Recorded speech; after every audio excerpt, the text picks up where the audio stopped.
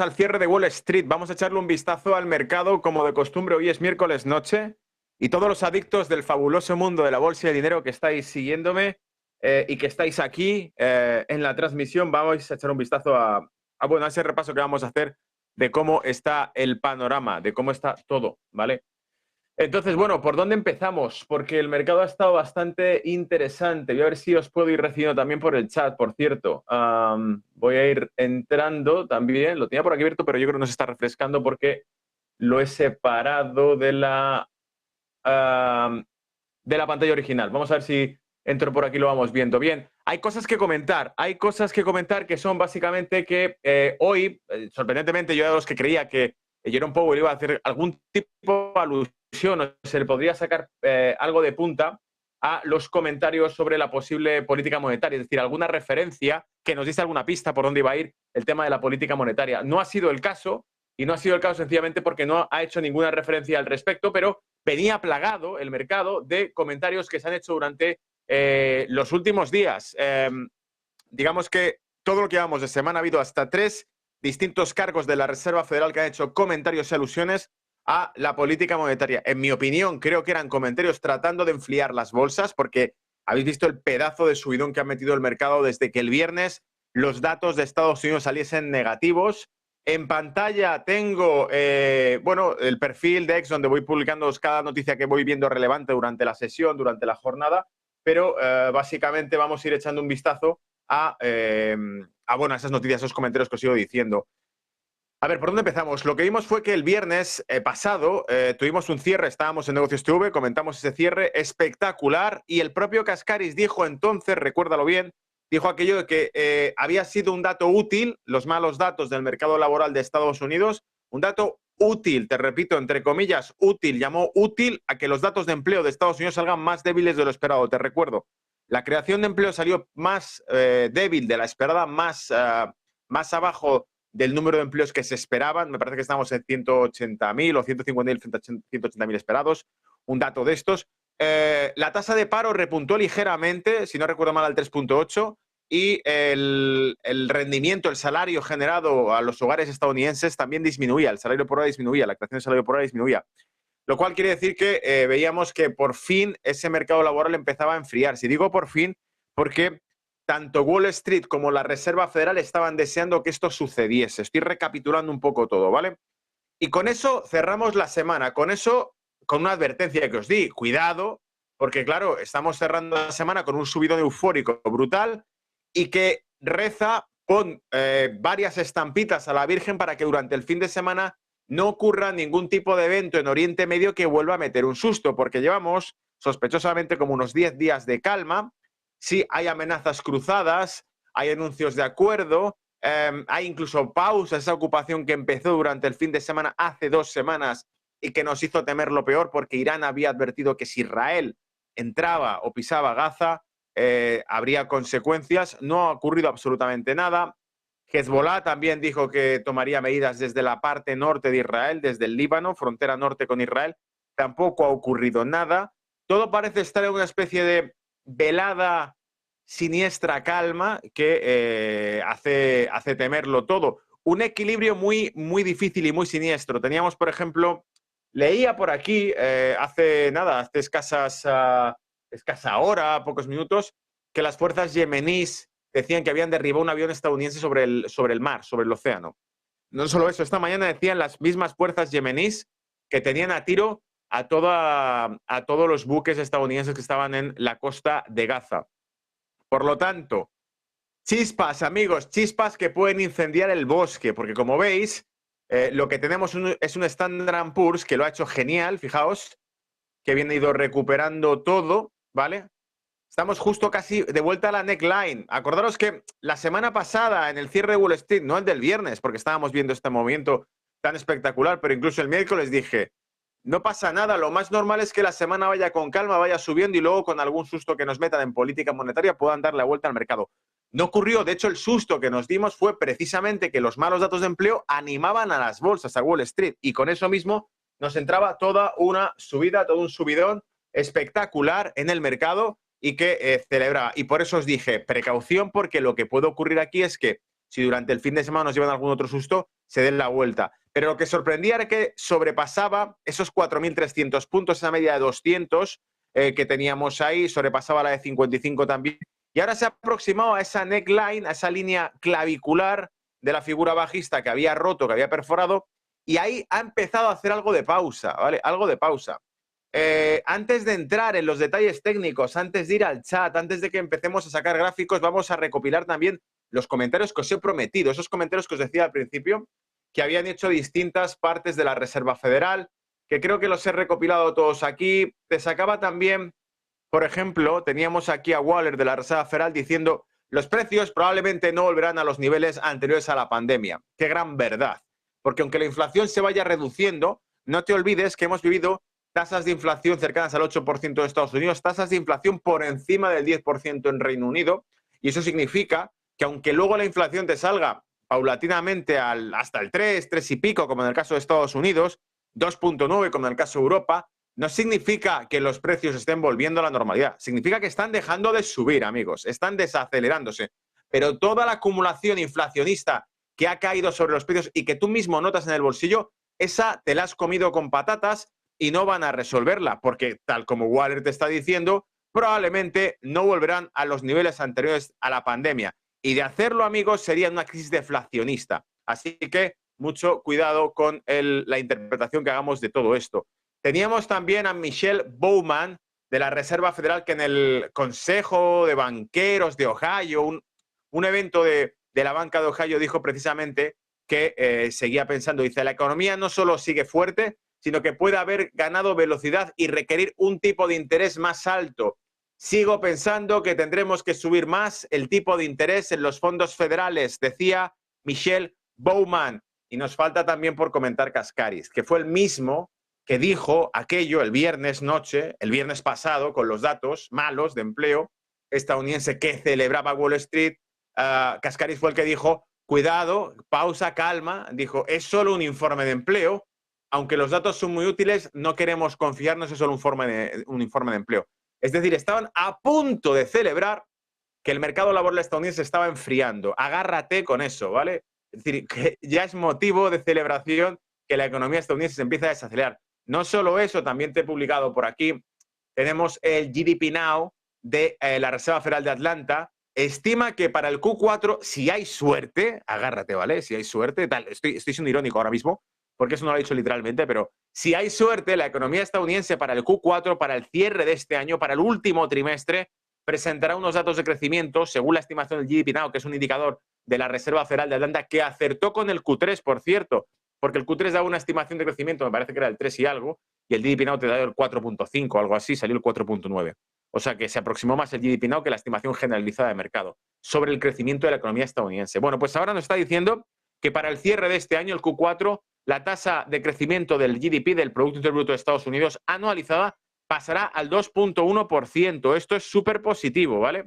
Súper positivo. ¿Por qué? Porque significará que la economía estadounidense por fin se desacelera y que, por lo tanto, habrá cierta complacencia, misericordia con los tipos, básicamente. Es decir, que no habrá una política monetaria dura o severa en este aspecto. Hacernos un ritmo que los funcionarios de la FED podrían considerar que permite que la inflación siga ralentizándose hasta su objetivo. Mucho cuidado con la interpretación de los fundamentales que estamos viendo, porque son los que básicamente nos dan una pista de por dónde va a ir el mercado. Luego veremos a nivel gráfico que descuenta el precio, pero sobre todo esto es lo que nos interesa tener. El sentimiento de mercado que los fundamentales nos están dando de fondo, ¿vale? Te decía aquí, teníamos también la tasa de inflación de Alemania que bajaba al 3.8, buen dato al fin y al cabo, venía al 4.5 anterior. Teníamos también la encuesta de Reuters que decía que los estrategas de Forex en Europa creen que la reciente salida del dólar persistirá ante el resto del año y que eso permitiría al eurodólar ligeros repuntes al alza. Se produjeron el viernes, porque el dólar cayó el viernes. Ese dato de empleo malo animó a Wall Street al alza, pero también debilitó al dólar porque la lectura es la misma. La Reserva Federal va a levantar el pie del acelerador, no va a apretar más las tuercas y se va a facilitar la liquidez y, por lo tanto, el dólar para abajo y Wall Street para arriba, ¿vale?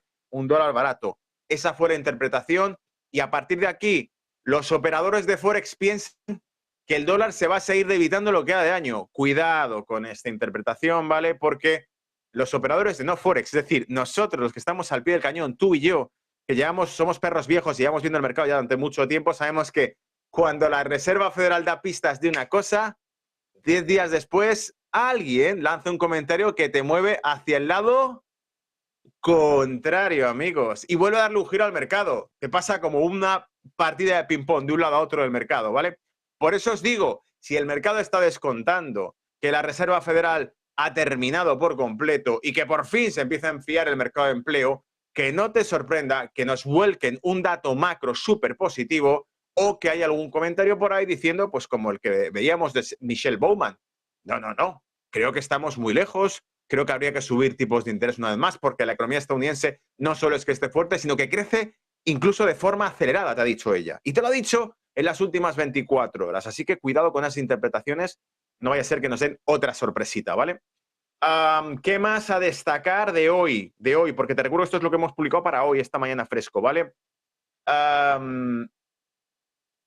ver, decía por aquí, se especula con la posibilidad de que la Fed dé marcha atrás en su política el año que viene, 2024, recorte de tipos. Algunos esperan recortes de tipos de más agresivos incluso.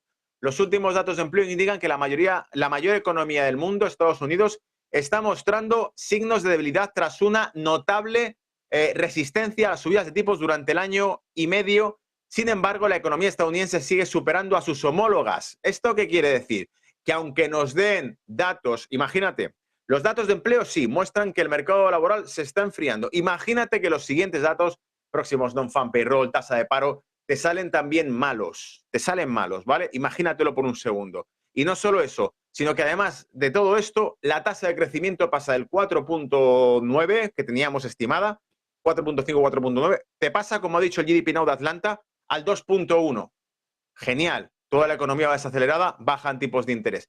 Aún en ese escenario, apúntatelo aquí, aún en ese escenario estaría creciendo muy por encima de la economía europea. La economía europea está creciendo en negativo, está en contracción económica. El último dato que hemos tenido, el Q3, hace pocos días, nos mostraba un menos 0,1%. ¿Dónde crees que va a ir el dinero, amigo de la bolsa y de los flujos de capital? ¿Dónde va a ir el dinero? No va a ir al euro, no va a ir a invertir en bolsa europea, va a ir a invertir en bolsa estadounidense. ¿Por qué?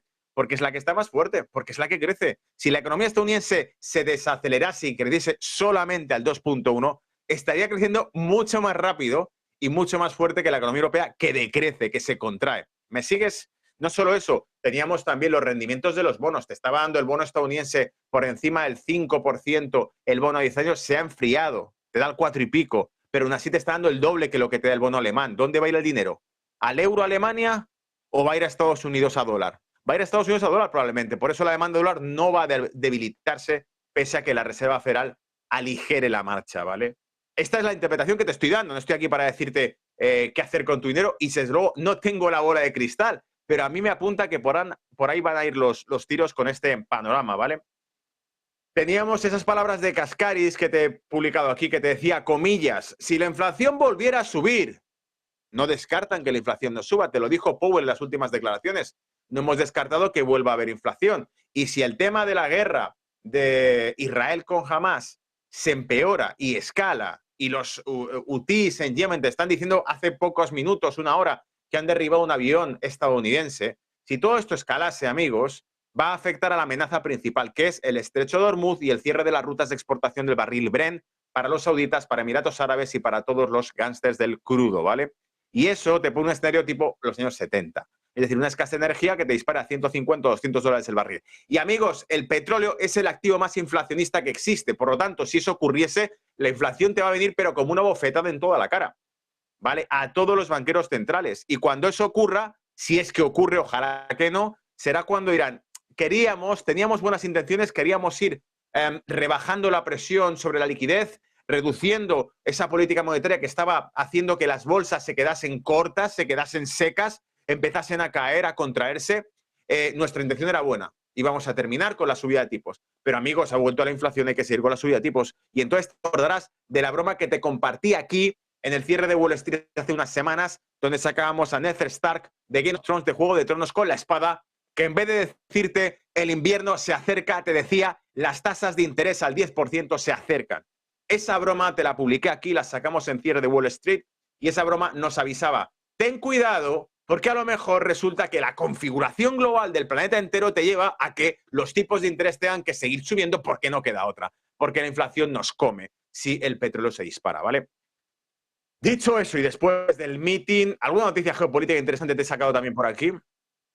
Pero antes de contarte, nada, 4 pinceladas más de geopolítica y nos metemos en gráficos, vamos a ir a una pausa publicitaria y continuamos. Geopolítica y gráficos. Hasta ahora.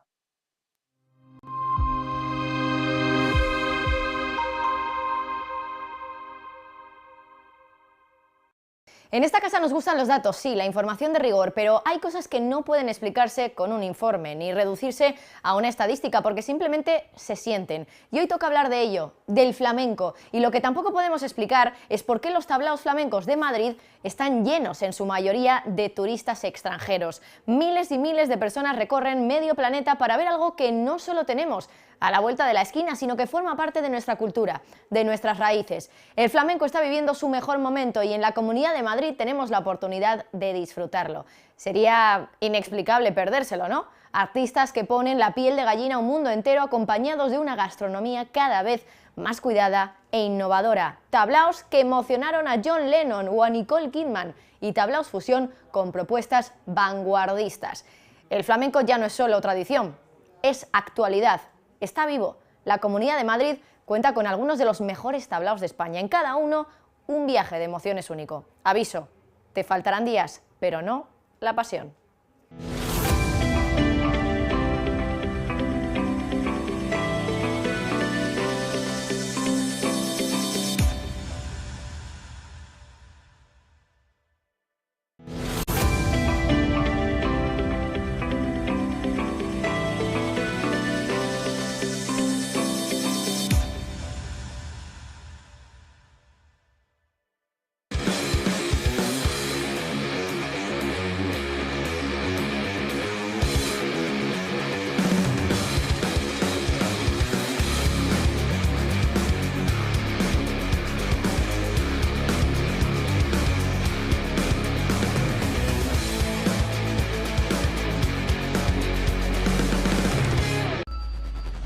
Localizarnos ahora es más fácil. La economía a tu alcance. Empresas, inversiones, tecnología. Ya en la app de Movistar. Vive la economía. Negocios Televisión.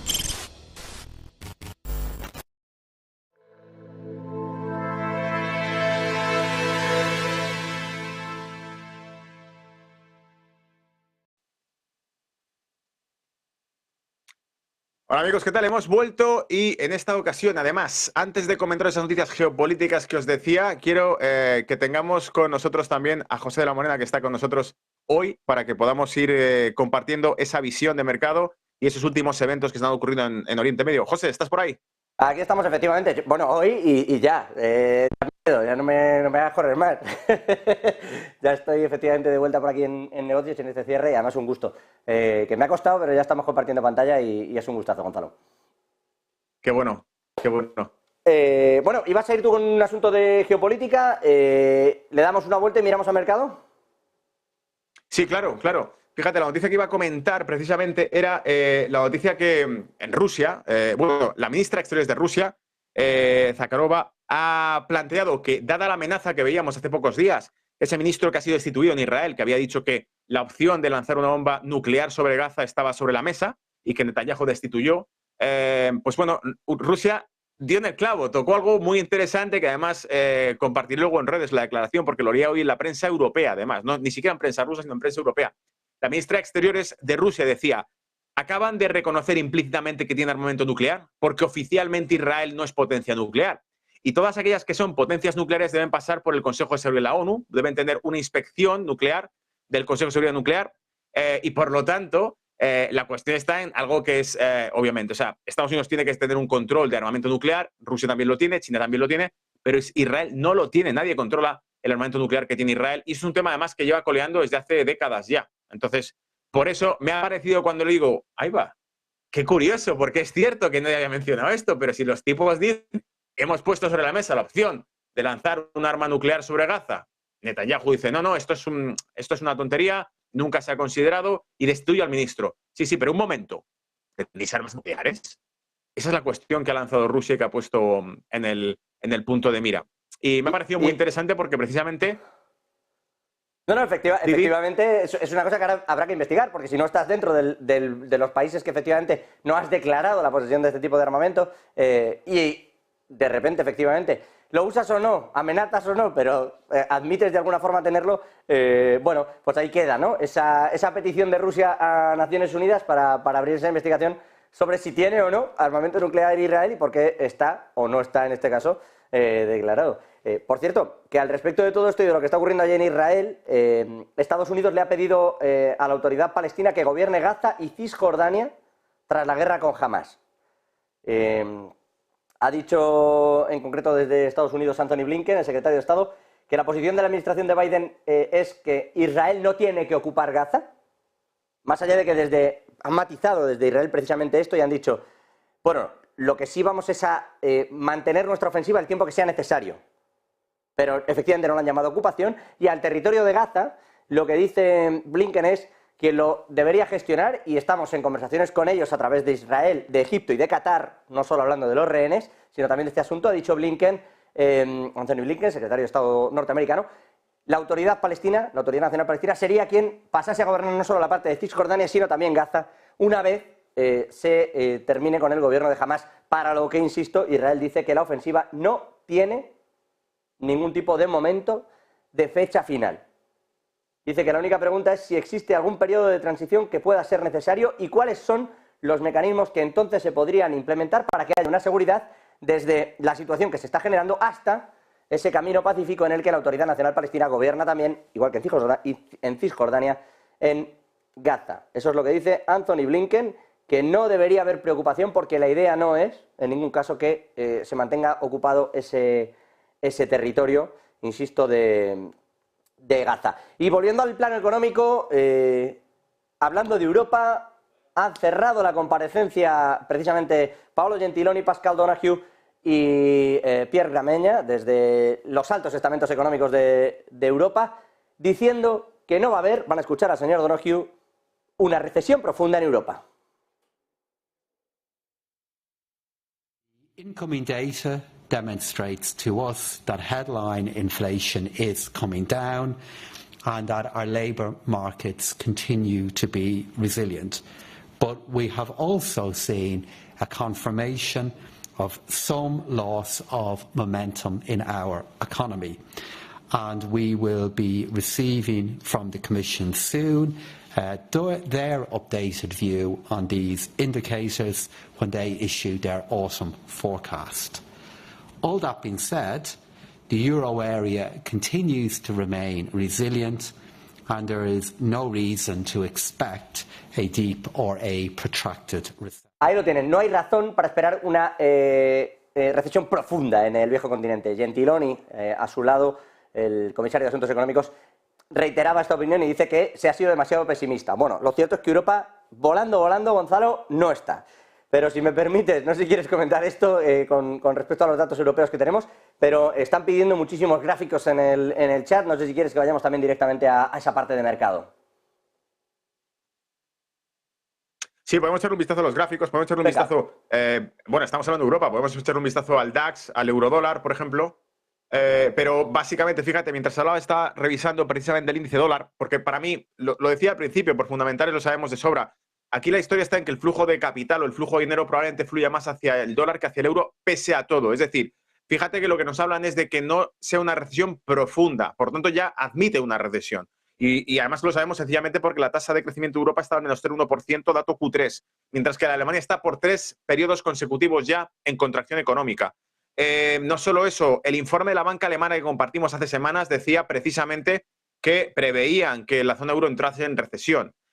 Por lo tanto, lo más probable es que el Q4, el cierre de este año, si ya va a ser enfriamiento o desaceleración de la economía estadounidense, no te quiero ni contar en qué se va a traducir la economía europea, que va por detrás de la estadounidense, que ya estaba en ese menos 0,1%. Si seguimos además las proporciones, José, yo creo que teniendo en cuenta que la economía estadounidense nos daba un dato interanual del 4 y pico, 4,5, 4,9% de crecimiento Q3 y que estiman que para el Q4 será 2,1%. En el caso de Europa, el Q3 será el menos 0,1% de crecimiento, o sea, contracción al 0,1%. Para el Q4 probablemente sea más profunda y peor. Entonces, yo creo que no puedes librarte de eso sencillamente porque esto lleva meses diciéndose dentro de Alemania que se está destruyendo el tejido industrial alemán y que están básicamente dinamitando la propia economía alemana. Dicho eso, el índice dólar, el eurodólar ahora mismo lo tenemos con ese repunte que ha hecho al 1,07, precisamente porque los datos que vimos el pasado viernes nos daban a entender que esta es la interpretación que ha hecho el mercado, que todo ha pasado ya, que todo va con calma y que por lo tanto la pausa de tipos de interés se va a producir. Pero leía precisamente a la audiencia que Michelle Bowman ha dicho, en menos de 24 horas ha dicho, que según ella la economía estadounidense está muy fuerte y que además crece a una velocidad más acelerada de lo esperado y que por lo tanto, bajo su criterio, todavía quedaría por subir tipos de interés. Y cualquier comentario de este tipo puede dar un giro a esa interpretación. Y lo que hemos visto es que el eurodólar ha repuntado hacia ese 1,07 que hemos tenido ahí, 1,0750, pero rebajando de nuevo porque lo normal sería que pese a todo, a pesar de ese dato, la Reserva Federal ha hecho una pausa. No va a seguir subiendo tipos si los datos del mercado laboral salen bajos. Cascaris lo dijo, es solo un informe de empleo. Esperémonos, no tanta euforia. Y lo segundo, pese a todo, aunque fuese cierto, aunque el mercado laboral se enfríe y el crecimiento estadounidense se desacelere, está por delante del europeo y probablemente el flujo de capital vaya hacia el dólar en vez de hacia el euro. Y eso es una relación bajista euro-dólar. Por eso, lo que vemos en gráficos, ese euro-dólar que llegó al 1,0450 y rebotó al alza, llega a 1,07, se encuentra con la media de 200 y se da la vuelta, lo más probable es que la presión siga siendo que una vez que se pierde ese 1,05, si se pierde, hay una caída prácticamente en barranco hacia el 0,9850, es decir, primero la paridad y luego por debajo. Y sería lógico. Sería lógico. Voy a echarle un vistazo al DAX también, ¿vale? Sí, vale, Gonzalo, te aprovecho porque están preguntando, ya que estás con el eurodólar y estamos viendo estas cosas, están preguntando mucho por el petróleo y ya que están con eso, por si lo podemos echar un ojo antes de que haga... Sí, pasamos al crudo. Que no nos queda nada, están preguntando por el crudo, por el West Texas también, y luego estoy viendo por ahí que alguno quería ver Disney y Google, no sé si nos da tiempo, pero porque le echemos un vistazo al crudo seguro, y luego ya si nos da tiempo miramos también valores y cerramos Wall Street. Claro, fíjate, el crudo, lo he dicho esta mañana en el reporte que he hecho, pero el crudo me parece muy sospechoso porque estamos viendo un movimiento muy bajista, estamos viendo un movimiento que debilita mucho el gráfico. Estamos ahora mismo viendo el West Texas, fíjate toda la que traía con esa subida que nos hizo justo antes del propio ataque de Hamas, que eso es otra cosa que hemos recordado, lo comenté la semana pasada. El movimiento alcista del crudo que nos llevó a prácticamente $95 el barril se produjo antes del ataque de Hamas a Israel. Después, bueno, el calentamiento de todo el tema se ha disminuido, pero tuvimos un ligero repunte precisamente cuando Rusia y Arabia Saudita durante el fin de semana anunciaban que seguirán restringiendo la exportación y la oferta. Es un mercado muy manipulado políticamente y que creo que es la principal herramienta en este tema, en este conflicto. ¿Por qué digo que es sospechoso y que es peligroso? Porque todo este movimiento que se está produciendo de bajada no creo que prospere mucho más allá de $72 el barril. Estamos en 78,11. 75,57 ahora mismo. Si te llega a $72 el barril aproximadamente, incluso $68 el barril, ya tienes soportes de sobra. Pero a lo que voy es que tiene un movimiento demasiado escarpado y sabemos dos cosas principalmente. Uno, que el mercado del crudo está controlado por Rusia, Arabia Saudita y Estados Unidos, de los cuales Estados Unidos está quedando sin reservas estratégicas, por lo tanto tiene que hacer caja, no puede estar soltando al mercado internacional crudo. Y dos, Rusia y Arabia Saudita están juntas en una única labor, que es restringir la oferta de crudo en el mercado internacional. Por lo tanto, el objetivo es mantener el crudo alcista. Añádele a eso el ingrediente explosivo de que pueda haber algún tipo de escalada. Los hutíes que decía cuando hemos empezado el programa, que decían que habían derribado un avión estadounidense y que tienen a tiro, además, a la Armada estadounidense desde la zona hutí, sobrevolando el espacio aéreo de Arabia Saudita. Si miro el Brent, me encuentro exactamente lo mismo, porque son un calco, pese al diferencial que hay entre ellos, son un calco y vemos que está en 79 y cayendo. Por lo tanto, igual, misma historia, te puede llegar a 72,50, 78, pero mucho cuidado con este movimiento bajista. A mí me da mucho miedo meterme con un movimiento como el que está teniendo ahora porque le pueden dar un revés increíble al mercado, ¿vale? Y eso por no hablar incluso del mercado del oro, por cierto, que también estaba descontando, ahora se va enfriando y vemos que el índice dólar iba recuperando algo de terreno, ¿vale? Sí, pero curiosísimo el movimiento del crudo, ¿eh? Es verdad que bastante curioso. Es muy raro, es muy extraño. Creo que ibas a mirar el oro y si nos da tiempo, porque preguntan por valores y siempre queremos cumplirles, si echamos un vistazo a Disney o a Google, Gonzalo, te lo vamos a agradecer infinito. Sí, claro. No sé si teníamos abierto el oro, pero sí, lo del petróleo, además en unos mínimos. Y fíjense que cuando empezó el conflicto, hablando de la geopolítica que decíamos antes, cuando empezó el conflicto entre Israel y Hamas, allí en Gaza, se habló mucho y se especuló mucho de todo este asunto, aunque la realidad es que el crudo, salvo que hubiera posicionamientos externos a favor de Hamas, que efectivamente tirasen arriba el precio del crudo por falta de producción, porque no quisieran cumplir con la demanda de los socios de Israel, o etcétera, etcétera, en principio en Gaza no supone un problema, como estamos viendo, que vaya a incidir en el precio del crudo. Y eso se está notando aquí. Perdóname, Gonzalo. No, eso es tal como está, no supone un problema. Fíjate, de hecho, lo que era interesante es que gracias al conflicto de Gaza, entre comillas, claro, por el conflicto de Gaza hemos investigado mucho esto, se ve que había planes, por ejemplo, ese acuerdo secreto que publicó Bloomberg, un acuerdo secreto del que se sabe muy poco pero que es público, que sabe que existe, sobre Emiratos Árabes e Israel para crear nuevas rutas de exportación al Mediterráneo. Vale, pues eso podría llegar a influir en algún momento. Sobre todo yo creo que todo esto está muy influenciado, ¿sabes por qué? Por la falta de suministro energético a Europa por parte de Rusia. Le han volado la fuente de suministro energético a Europa. Y ahora lo que estamos viendo es que cotiza al alza, por decirlo así, ver cuáles son los nuevos recursos energéticos de Europa. Argel, exportaciones de Egipto. Saqué un gráfico donde nos mostraba que Egipto se estaba quedando sin reservas de gas, que las trae de fuera también, para exportarlas a parte de Europa. Y, por tanto, Europa necesita nuevas fuentes de energía, o sea, nuevas fuentes de energía, nuevas fuentes de recursos energéticos, de gas licuado. Y por eso ahí estaba, por un lado, Irán tratando de reactivar unos gasoductos que cruzan territorio iraquí y sirio, de salida al Mediterráneo, pero también Israel, por supuesto, ofreciendo a Emiratos Árabes utilizar, en vez de cruzar el canal de Suez de Egipto, utilizar los antiguos gasoductos israelíes de Yeselat Al-Esod, me parece que es el nombre que tenía, construido en los 60 por Irán y por Israel juntos, cuando Irán no era una república islámica, antes de la revolución islámica de Irán, Irán e Israel eran amigos y construyeron las infraestructuras para este gasoducto y sería otra de las rutas. Ha sido muy interesante ver cómo el mercado del crudo se ha vuelto súper estratégico sabiendo que los rusos ya no suministran el gas a Europa. Fíjate, tengo Google en pantalla. Mira, estaba con vela semanal para poder situarnos bien, ¿vale? Para ver el bosque de lejos. Pero si me meto en vela diaria, veo el gap que dejó a la baja justo la semana pasada, recuperación que ha ido haciendo, media de 55 en pausa ahora mismo, pero probablemente la tendencia que te ofrece una tendencia alcista, tiene ciertos niveles de resistencia y fíjate que lo que nos encontramos es que lo más normal sea que se aproxime a esos $137 la acción. Sector tecnológico lo ha hecho muy bien y además el rebote, por ejemplo, que ha hecho todo el mercado. De Google me voy a Nasdaq simplemente para que podamos ver cómo está el basket, ¿no? El sector realmente de Google, porque está dentro de Nasdaq, al fin y al cabo. Fíjate que Nasdaq, a diferencia del resto, a diferencia, por ejemplo, del Standard & Poor's, Nasdaq sí ha conseguido cruzar la neckline y situarse por encima de esa figura bajista que nos hacían. Y, por cierto, ya que estamos hablando de esto, que la gente le eche un vistazo al Russell 2000, ¿vale? Me voy de una cosa a otra, pero para que sepan, Russell 2000, por ejemplo, no ha conseguido recuperar la media de 200. Nasdaq, de lejos, el que mejor va. Standard & Poor's no ha conseguido cruzar esta línea. Standard & Poor's está por detrás del Nasdaq. No lo ha hecho tan bien como Nasdaq. No ha conseguido recuperar tanto precio como Nasdaq. Pero el Russell 2000 ni siquiera cruzó la media de 200 que han cruzado tanto Russell 2000 tanto Nasdaq 100 que le sirvió de soporte. Standard & Poor's la cruzó, no lo tenía como soporte, pero consiguió cruzarla al alza. Y en el caso de Russell 2000 ha hecho techo, no consigue recuperarse. Y aquí viene la historia, la píldora, ¿vale? Para todos los que nos escuchen, que me piden Google, que me piden Disney, da igual. Pase lo que pase, si las bolsas empiezan a resentirse, si no cuela el mensaje de que la Reserva Federal va a ser complaciente, te puedes meter en la compañía que quieras, no importa.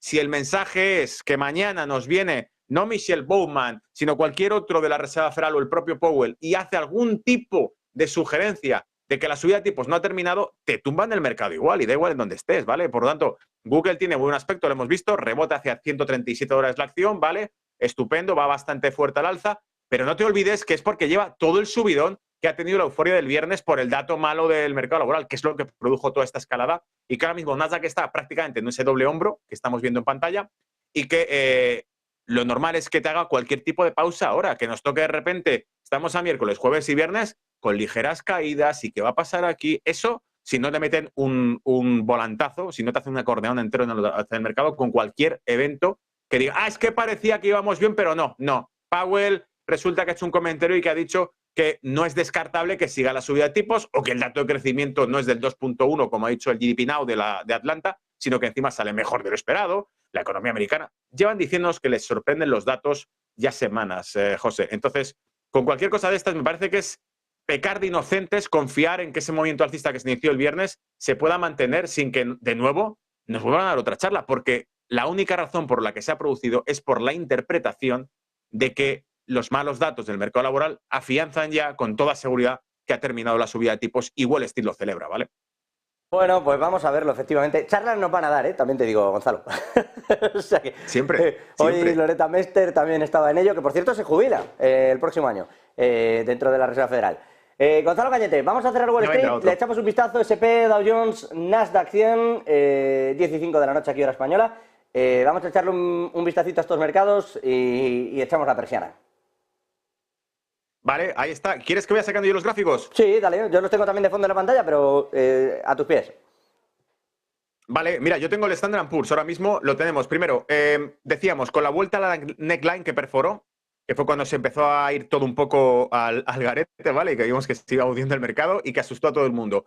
El viernes sale un dato muy bueno, recupera el mercado, nos lo trae de repente para arriba todo, estupendo, genial. Empezó dentro de la subida que sobrepasó la media de 200, que era la que os decía, sobrepasó la de 55 y se aproximó a la neckline. Ahora mismo lo tenemos pues con una figura bastante fea, ¿vale? Porque lo que te indica es que hay casi triple resistencia aquí, plus súmalo a la neckline también. Todo esto tiene bastante dificultad porque habrá mucha venta por aquí acumulada, ¿vale? Eso en el Standard & Poor's, el más grande de todos, la estrella de la casa. Si nos vamos al Nasdaq, era el que estábamos sacando hace un momento, y de nuevo, Nasdaq sí consigue superar la neckline, sí consigue superar sus medias móviles, sí consigue mostrar mucha fortaleza, pero de nuevo se aproxima a zonas de resistencia. Si Standard & Poor's, por ejemplo, le cuesta subir o hace pausas o empieza a lateralizar, Nasdaq probablemente tampoco tire mucho más allá, porque ya ha tirado mucho más allá de esto, ¿vale?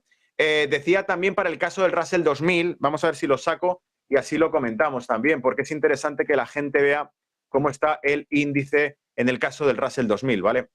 Fíjate, en el Russell 2000 estamos viendo exactamente lo mismo, es decir, esa figura hombro, cabeza, hombro que hemos visto para Nasdaq y para el Standard & Poor's, pero en este caso ni siquiera supera la media de 55, ni se aproxima a la de 200 y ni qué decir tiene que no alcanza a la zona de neckline. Es decir, por alguna razón, Russell 2000, compuesto por miles de compañías de baja y media capitalización, no responde a esa llamada a compras de Wall Street y va rezagado. Las All Stars suben, pero Russell 2000 no. Y para mí, ¿qué quieres que te diga? Creo que esto refleja mucho más el tejido real de la economía y de la micro de Estados Unidos que las All Stars de siempre, ¿vale?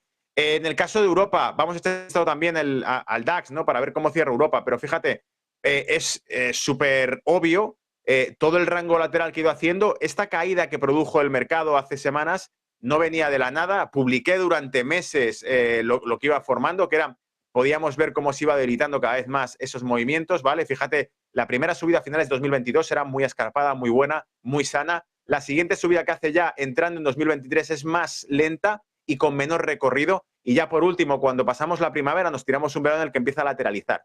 Llega a zonas muy fuertes, sí, pero fíjate cómo el movimiento ya empieza a fluctuar demasiado, a tocar muchos suelos, y esto es lo que hemos perdido. Y recuperar esto va a costar muchísimo. Por lo tanto, yo creo que hay mucha resistencia por aquí acumulada para que de aquí a cierre de año lo vamos a hacer bien. ¿Por qué? Porque tienes principalmente volver a entrar por encima de los 15.600 puntos, como zona casi imposible, la media de 200 que todavía no la consigue superar en 15.400, esos 14.800 que habíamos incluso los perforó por debajo de estos niveles, ha vuelto a la de 55. Para mí, José, lo que tenemos es un movimiento de continuación. O sea, yo lo que creo es que todo esto, fíjate por dónde viene, y entonces ahora, a partir de aquí, decimos, pues ya ha pasado el movimiento bajista.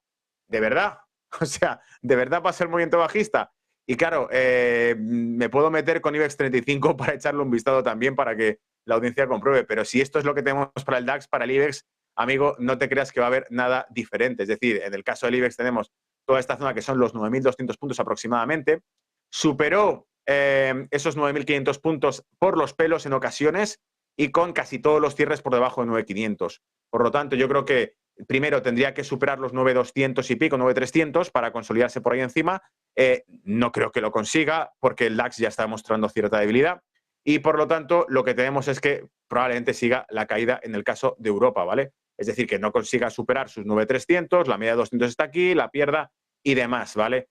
Tiene que haber eventos globales para todo esto, quizá, pero es que a nivel fundamental ya los hay. Es decir, la economía europea no tira, Tened en cuenta que de las 6 principales economías que hay en Europa de los top, el top número 1, que es Alemania, está en recesión.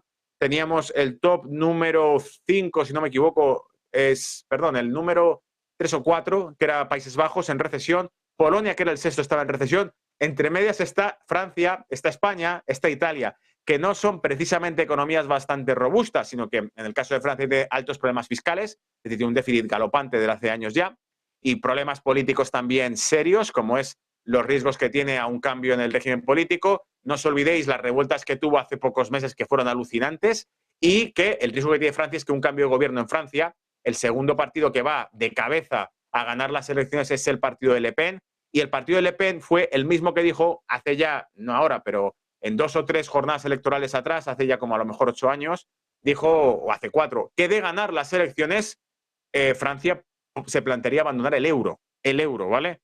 Ahora, ponte en el caso de España, que es el país récord en tasa de paro.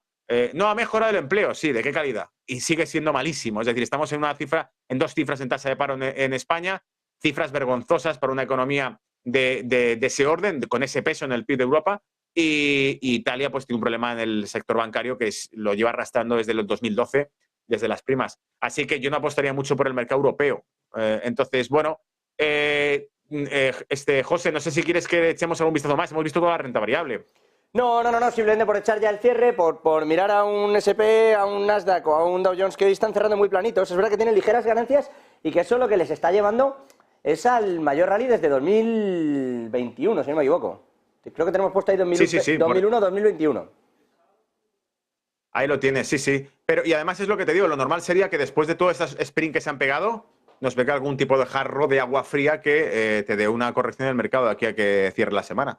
Pero bueno, que lo que te digo, no tenemos la bola de cristal, el que esté alcista que lo celebre. No, pero bueno, para eso aprendemos también a mirar gráficos de tu mano, no porque sea una bola de cristal, sino por intentar también ir pasito a paso.